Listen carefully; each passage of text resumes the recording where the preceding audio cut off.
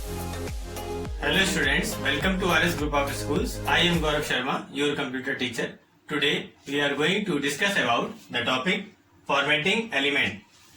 आज हम HTML में फॉर्मेटिंग एलिमेंट्स के बारे में बात करेंगे और उसके एट्रीब्यूट्स के बारे में देखेंगे कि फॉर्मेटिंग एलिमेंट्स कौन कौन से होते हैं और उनके एट्रीब्यूट्स जो हैं, उनके पार्ट्स कौन कौन से हम फॉर्मेटिंग एलिमेंट्स के अंदर किस टाइप के एट्रीब्यूट्स यूज करते हैं और अपने पेज को डिजाइन करने के लिए उनका कैसे यूज किया जाता है उसके बारे में डिस्कस करेंगे। तो फॉर्मेटिंग एलिमेंट होता क्या है, पहले तो ये समझ लीजिए। फॉर्मेटिंग वर्ड से आपको समझ में आ रहा है पेज में फॉर्मेटिंग करना, मींस उसमें चेंजेस करना, किसी पेज की डिजाइनिंग को चेंज करना। ठीक है, तो देखिए यहाँ पर उसकी डेफिनेशन लिखी हुई है। डेफिनेशन से उसको हम समझते हैं कि क्या है definition. Designing and structuring an HTML document. तो ये डेफिनेशन किसके लिए है? फॉर्मेटिंग एलिमेंट के लिए। मतलब कि कोई एक फॉर्मेटिंग एलिमेंट है, उसका यूज हम क्या करते हैं अपने HTML पेज में, और पेज को डिजाइन करने के लिए और उसका स्ट्रक्चर जो है वो चेंज करने के लिए। मींस हमने अगर एक कोई सिंपल पेज बना लिया पहले HTML का, ठीक है, अब वो पेज जब तक जितना ज्यादा अट्रैक्टिव होगा, इंटरनेट पे पेजेस हमारे जितने ज्यादा अट्रैक्टिव होते हैं, इजी टू अंडरस्टैंड होते हैं, उतना ही ज्यादा उसको लोग जो हमारे यूजर्स हैं उतना ही ज्यादा उसको यूज करते हैं, व्यू देखते हैं उसको। ठीक है, तो इसलिए हमारा जो HTML का मीन्स हमारी वेबसाइट का जो पेज होना चाहिए वो बहुत ही ज्यादा से ज्यादा अट्रैक्टिव हो। अगर कोई सिंपल एजुकेशनल पेज भी हम बना रहे हैं तो अगर उसको अट्रैक्टिव ज्यादा नहीं बनाना है, सिंपल आपको बनाना है, तो भी आपको उसको easy to understand, easy to read आपको ऐसा बनाना, उसकी फॉर्मेटिंग, उसका स्ट्रक्चर कुछ ऐसा डिजाइन करना पड़ेगा कि पेज में एक एक टॉपिक जो आप समझाना चाहते हैं वो बहुत अच्छी तरीके से जो यूजर है, जो भी हमारे व्यूअर्स हैं, उनको वो चीज क्लियर हो और अच्छी तरीके से वो उसको समझ पाए और देख पाए।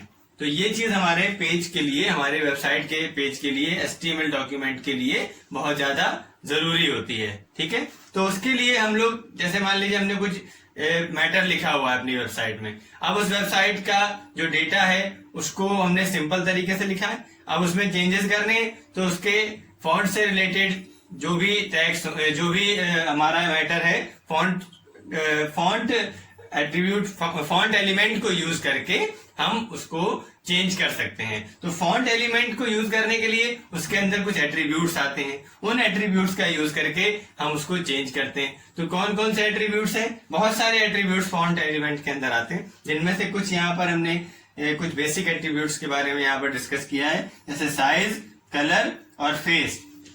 तो ये हमारा साइज जो है ये फॉन्ट की ही बात हो रही है, कलर और फेस ये तीनों हमारे फॉन्ट से रिलेटेड ही एट्रीब्यूट्स हैं। तो इसको हम फॉन्ट साइज बोलेंगे, इसको फॉन्ट कलर बोलेंगे और इसको फॉन्ट फेस बोलेंगे।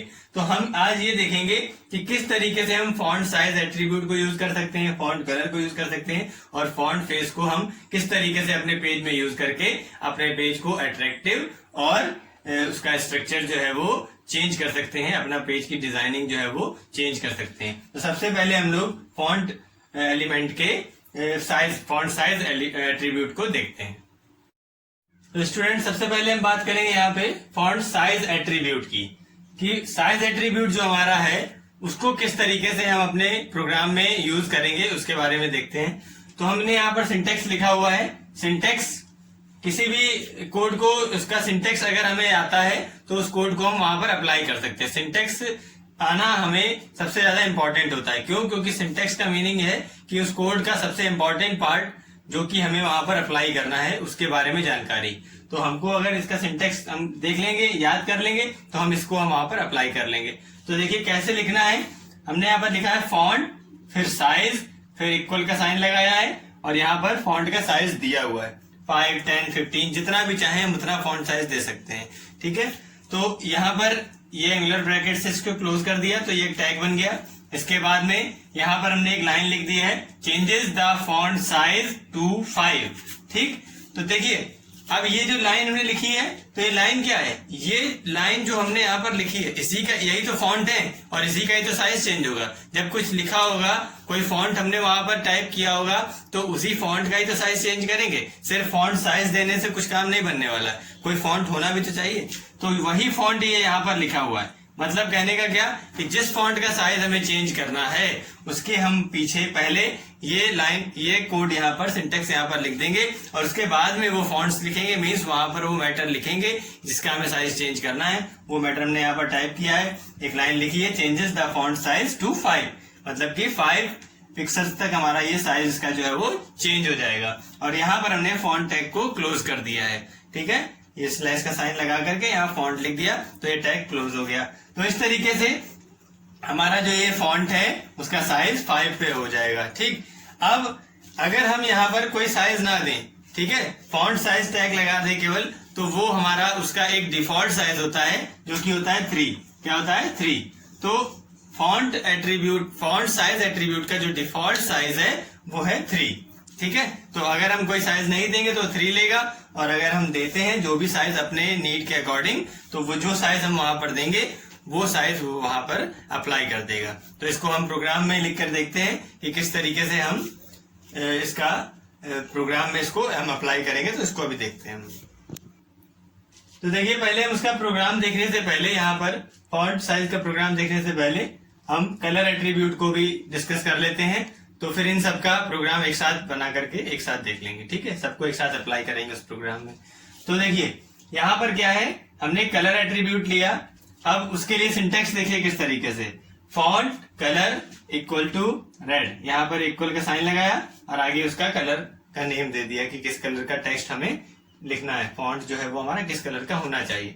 तो उसके आगे हमने एक लाइन लिखी है, दिस टेक्स्ट इज रेड। तो अब ये जो लाइन लिखी हुई है, ये टेक्स्ट, ये जो लाइन होगी, ये पूरी लाइन रेड कलर से लिख करके आएगी, ठीक है। तो यही चीज है कि जो भी हमको कलर चेंज करना है जिस भी लाइन का, उसके पहले हम फॉन्ट कलर एट्रीब्यूट का यूज करेंगे और लास्ट में फॉन्ट टैग को क्लोज कर देंगे, जैसे कि हमने पहले भी किया था, ठीक है। अब इसमें होता क्या है, जैसे कि हमने यहाँ पर कलर रेड लिखा हुआ है, तो हम इसके पिछले लास्ट वीडियो में आपको कलर अप्लाई करने के 3 डिफरेंट मेथड्स आपको बताए थे हमने कि कैसे कलर की कोडिंग हम वहां पर दे सकते हैं। या तो डायरेक्ट कलर का नेम लिख दिया, या हमने आपको बताया था कि RGB की वैल्यू दे सकते हैं, या RGB की वैल्यू को हम हेक्साडेसिमल में भी दे सकते हैं, ठीक है। ये तीनों चीजें हमने आपको बताई थी, तो वो चीज आप यहाँ पर भी अप्लाई कर सकते हैं। आप ये रेड की जगह यहाँ पर हेक्साडेसिमल वैल्यू दे करके भी उस कलर को यहाँ पर यूज कर सकते हैं। तो अगर वो चीज आपको नहीं आपने देखा हो तो उस वीडियो को देखिएगा, तो आपको कलर के डिफरेंट मेथड्स, कलर अप्लाई करने के आपको डिफरेंट मेथड्स वहां पर देखने को मिल जाएंगे, ठीक। तो फॉन्ट में कलर अप्लाई करने के लिए ऐसा सिंटेक्स आपको लिखना पड़ेगा जिससे कि हमारा फॉन्ट का कलर, जो भी फॉन्ट्स हमने वहां पर लिखे हुए हैं, उसका कलर अपने अकॉर्डिंग हम सेट कर सकते हैं, ठीक है। तो अब हम इसका नेक्स्ट एट्रीब्यूट जो है उसको देखेंगे। अब हम यहाँ पर नेक्स्ट एट्रीब्यूट देखेंगे, फेस एट्रीब्यूट। तो देखिए, फेस एट्रीब्यूट को यूज करने के लिए हमें उसी की तरह यहाँ पर लिखना है, फॉन्ट फेस इक्वल का साइन लगाया और यहाँ पर फॉन्ट फेस का जो भी वैल्यू है वो दी है, हमने यहाँ पर लिखा हुआ है एरियल, ठीक। अब इसको हमें इन्वर्टेड कॉमा में लिखना है। इसके बाद में हमने यहाँ पर जो भी टेक्स्ट लिखना है, जो भी मैटर लिखना है जिसका कि हमें फॉन्ट फेस चेंज करना है, वो मैटर हमने यहाँ पर टाइप किया हुआ है, this text will be displayed in Arial font face. मतलब कहने का क्या कि ये जो हमने लिखा है, जरूरी नहीं कि हम हर बार यही लिखेंगे, ये तो हमने आपको समझाने के लिए लिखा है। आप अपना जो भी रिक्वायर्ड मैटर है वो वहां पर लिखेंगे, उसका जो भी फॉन्ट फेस आपको चेंज करना है वो यहाँ पर आप लिख करके उसके अकॉर्डिंग ये फॉन्ट्स का जो फेस है वो चेंज हो जाएगा, उसकी वैल्यू चेंज हो जाएगी। तो अब देखिए लास्ट में फिर हमने क्या किया, फॉन्ट को यहाँ पर फॉन्ट टैग को क्लोज कर दिया है।